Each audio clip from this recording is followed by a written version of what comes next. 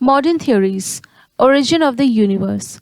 तो अब हम देखेंगे कि जो ओरिजिन ऑफ द यूनिवर्स थे उससे रिलेटेड मॉडर्न थ्योरीज क्या क्या हैं। तो the most popular argument regarding the origin of the universe is the Big Bang theory.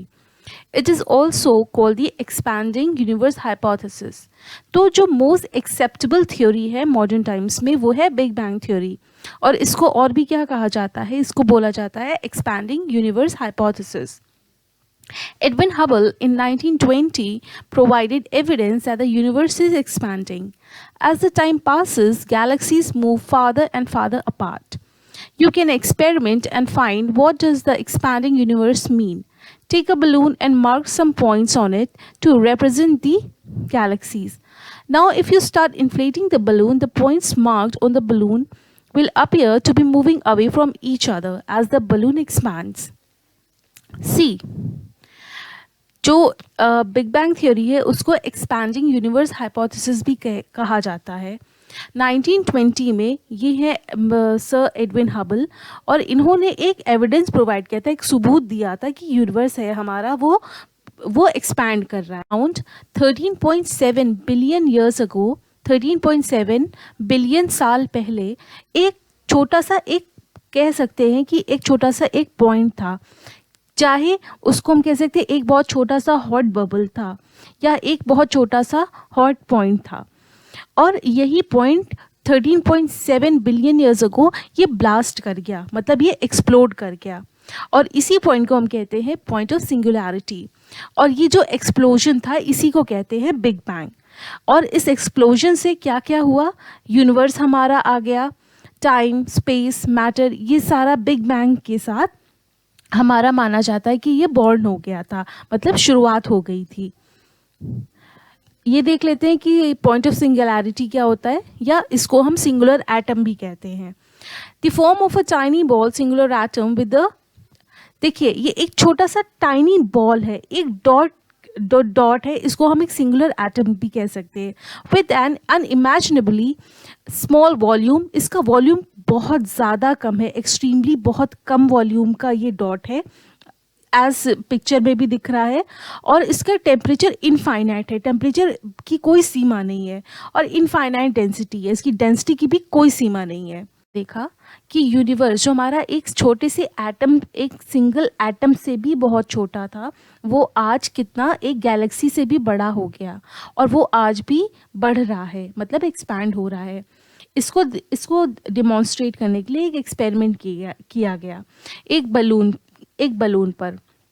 इसमें क्या करना था कि हमें एक बलून लेना था और उस पर कुछ पॉइंट्स मार्क करने थे. अब वो पॉइंट्स हमें क्या दिखाएंगे कि वो क्या है, ऐसे जैसे पॉइंट्स मार्क करने हैं इस पे, और ये पॉइंट्स क्या हैं, ये गैलेक्सीज़ को रिप्रेजेंट करते हैं. उसके बाद उस जब बलून को हम लोग इन्फ्लेट करेंगे, उसमें हवा भरेंगे, तो ये जो पॉइंट्स हैं ये आपस में दूर दूर जाने लगते हैं. बलून जितना बड़ा होता जाएगा, ये जो पॉइंट्स है जो गैलेक्सीज़ को रिप्रेजेंट करते हैं, ये आपस में एक दूसरे से दूर जाने लगते हैं. तो ऐसे ही ये बोला गया कि जो गैलेक्सी है हमारी, ऐसे ही ये बढ़ रही है. लेकिन आगे ये बोला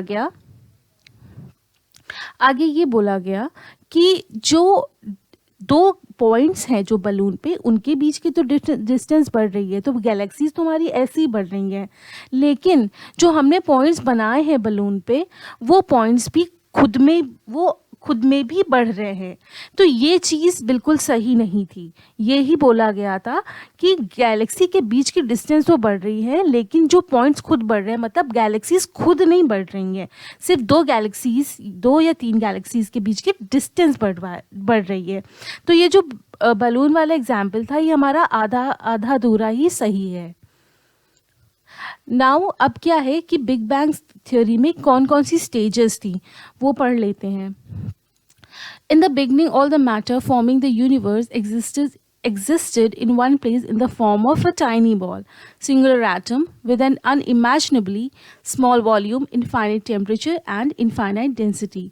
ये हमने पहले ही देख लिया था कि जो हमारा ओरिजिन हुआ है जो यूनिवर्स का, वो एक सिंगल एटम से हुआ है, और इस एटम का या इस छोटे से बबल का, छोटे से पॉइंट का जो वॉल्यूम था वो बहुत ज़्यादा कम था, और इसमें क्या था, इनफाइनाइट टेम्परेचर था और टेम्परेचर था और इनफाइनाइट डेंसिटी भी थी.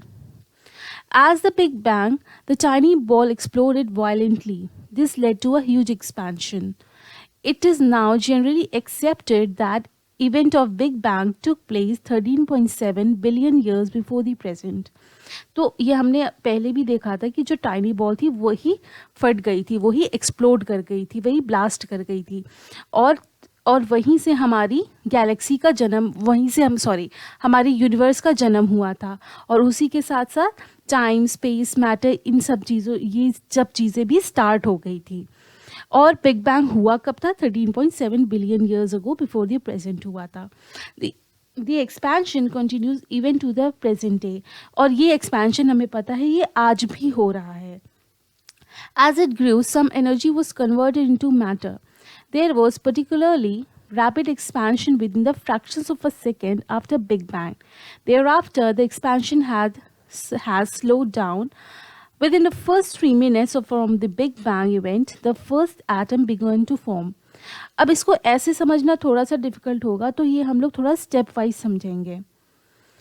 एक्चुअली हुआ क्या, हमने अभी तक क्या देखा कि एक फ्रैक्शंस ऑफ सेकेंड, मतलब सेकेंड के भी फ्रैक्शंस में यूनिवर्स एक छोटे से एटम से कैसे बड़ा हो गया, बिगर दैन अ गैलेक्सी. और वो उस टाइम भी बढ़ रहा था, उस टाइम भी एक्सपैंड कर रहा था, और ये आज भी एक्सपैंड कर रहा है. लेकिन जो फर्स्ट सेकेंड था, मतलब बिग बैंग के बाद जैसे ही वो एक्सप्लोजन हुआ, उसके फर्स्ट सेकेंड में ही जो हमारा यूनिवर्स था वो कितना बड़ा हो गया, वो अप्रॉक्स 100 बिलियन किलोमीटर्स तक एकदम से फैल गया ब्लास्ट होते ही. फिर क्या हुआ, तो इतना दूर, तो जब वो इतनी दूर तक फैल गया तो वहाँ पर जो यूनिवर्स था मतलब काफ़ी वो ठंडा होना शुरू हो गया. तो जब ठंडा होने लगा तो जो एनर्जी थी वो किस में बदल गई, वो 2 तरह के पार्टिकल्स में बदल गई. क्या क्या थे वो? एक मैटर था और एक एंटी मैटर था. अब हमें ये पता है ये दोनों ऑपोजिट टाइप की पार्टिकल्स हैं, तो इन्होंने ज़्यादातर आपस में एक दूसरे को ही लड़ के डिस्ट्रॉय कर दिया, लेकिन थोड़ा बहुत जो मैटर था वो हमारा सरवाइव कर गया था. फिर क्या होता है, जो फर्स्ट सेकेंड था उसमें ये था कि यूनिवर्स जो है वो बहुत ज़्यादा आगे तक बढ़ गया, अराउंड 100 बिलियन किलोमीटर्स तक फैल गया. तो यहाँ पर इतना इनफ ठंडा था कि कि बहुत स्टेबल पार्टिकल्स हैं वो बन सके. तो स्टेबल पार्टिकल्स कौन कौन से थे, लाइक प्रोटॉन्स और न्यूट्रॉन्स, तो ये बनना शुरू हो गए. फिर क्या हुआ, उसके नेक्स्ट 3 मिनट्स में टेम्परेचर हमारा बहुत ज़्यादा गिर गया, मतलब गिरा टू 1 बिलियन डिग्री सेल्सियस. तो बहुत ज़्यादा एक्सट्रीमली ठंडा हो गया. अब क्या हुआ कि ये जो कंडीशंस थी वहाँ पर यूनिवर्स में इतनी ज़्यादा वो मतलब कोल्ड इनफ थी कि जो प्रोटॉन्स और न्यूट्रॉन्स थे उन्होंने आपस में मिलके अपना एक फर्स्ट एटम बनाया, जो एटम कहलाया हमारा हाइड्रोजन. फिर क्या हुआ, उसके कई मिलियंस ऑफ इयर्स बाद क्या हुआ कि हाइड्रोजन था वो क्लम टुगेदर, वो आपस में जुड़ता चला गया और ग्रेविटी ने उसको खींचना शुरू कर दिया. आपस में ग्रेविटी जो थी उसने उसको खींचना शुरू कर दिया और इसी तरीके से हमारी स्टार्स और गैलेक्सीज बनना शुरू हो गई. फिर क्या हुआ, जो स्टार्स और गैलेक्सीज का जो रेडिएशन था उसने क्या किया, जो हाइड्रोजन गैस थी उसको घोलाना शुरू कर दिया, मतलब उसको घोलना शुरू कर दिया. और वो किस में चेंज होने लगी, जो फोर्थ स्टेट ऑफ मैटर होता है, मतलब जो प्लाज्मा स्टेट होता है, वो उसमें जो हाइड्रोजन गैस थी वो हमारी प्लाज्मा स्टेट ऑफ मैटर में चेंज होने लगी. पिक्चर में भी विद इन 1 सेकेंड में जो हमारे यूनिवर्स था वो अराउंड 100 बिलियन किलोमीटर्स तक वो फैल गया. तो यहाँ पर इतना कोल्ड था, मतलब कंडीशंस इतनी कूल थी कि बहुत ज़्यादा स्टेबल पार्टिकल्स बन सके. तो वो स्टेबल पार्टिकल्स क्या बनना शुरू हो गए, प्रोटॉन्स और न्यूट्रॉन्स. फिर क्या हुआ, उसके अगले 3 मिनट्स में जो टेम्परेचर था वो बहुत ज़्यादा गिर गया, मतलब गिरा बिलो 1 बिलियन डिग्री सेल्सियस. तो यहाँ पे जो कंडीशंस थी वो इतनी कोल्ड थी, मतलब वहाँ पे इतनी ठंड थी कि जो प्रोटॉन्स थे और जो न्यूट्रॉन्स थे उन्होंने अपना फर्स्ट एटम बनाया और उस एटम को हम क्या कहते हैं, हाइड्रोजन कहते हैं. फिर क्या हुआ, जो हाइड्रोजन हमारा जो एटम्स बने थे, तो वो आपस में क्लम्पिंग, मतलब जब आपस में कई एटम्स जुड़ना शुरू हो गए। और पता ये तो है ही, ग्रेविटी तो थी ही, तो ग्रेविटी ने उनको अपनी तरफ खींचना शुरू किया और ऐसे ही हमारे स्टार्स और गैलेक्सीज बनना शुरू हो गई।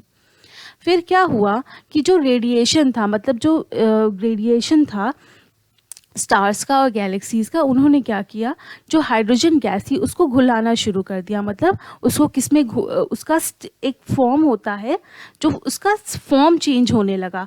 किस में चेंज होने लगा? प्लाज्मा। मतलब ये हमारा फोर्थ स्टेट ऑफ मैटर होता है, और इसी से जो लाइट पास हुई थी, और ये जो स्टेट ऑफ मैटर होता है, इसने लाइट को पास होने दिया।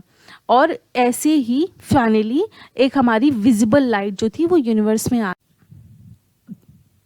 तो अगर हम इसको बहुत ज़्यादा सिंपलर वर्ड्स में बोलें तो लाइक सी, ऐसा पिक्चर में भी दिख रहा है कि हाइड्रोजन जो होती है वो बहुत बहुत ही हाईली कंबस्टिबल गैस होती है। मतलब ये जो हाइड्रोजन गैस होती है वो बहुत इजीली आग पकड़ लेती है, और इसी को जब हम लो प्रेशर सिस्टम में डालते हैं तो जो हाइड्रोजन एटम होता है वो आपस में टूटने लगते हैं और आयोनाइज भी होने लगते हैं, और इसका जो फॉर्म होता है वो चेंज हो जाता है किसमें? प्लाज्मा में। आयनाइजेशन का ये मतलब होता है कि ये वो प्रोसेस है जिसमें एटम या मॉलिक्यूल पे एक चार्ज आ जाता है। अब वो पॉजिटिव भी हो सकता है, नेगेटिव भी हो सकता है। और ये कैसे आएगा? बाय लूजिंग और गेनिंग एन इलेक्ट्रॉन, मतलब एक इलेक्ट्रॉन पाकर या एक लूज करके।